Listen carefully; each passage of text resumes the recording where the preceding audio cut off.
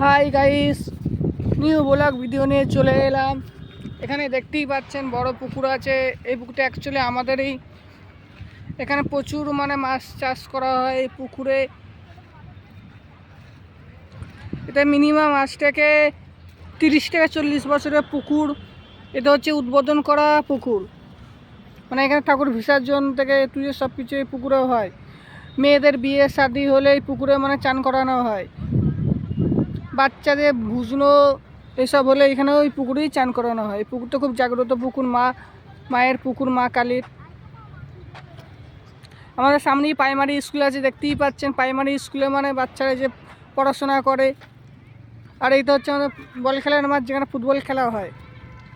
দেখতেই পাচ্ছেন বাচ্চারা এখন ফুটবল খেলছে।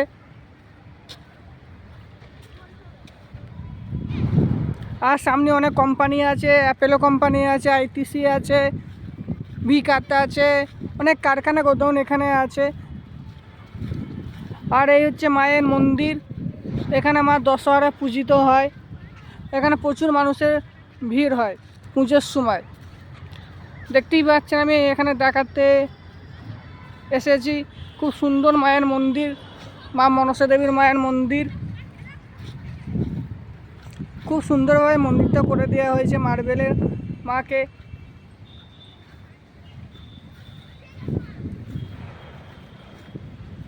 জয় মা মনসা দেবীর জয়, জয় মা পদ্মাবতী মায়ের জয়, জয় মা নাগেশ্বরী মায়ের জয়। খুব সুন্দর মন্দিরটা দেখতেই পাচ্ছেন আপনারা।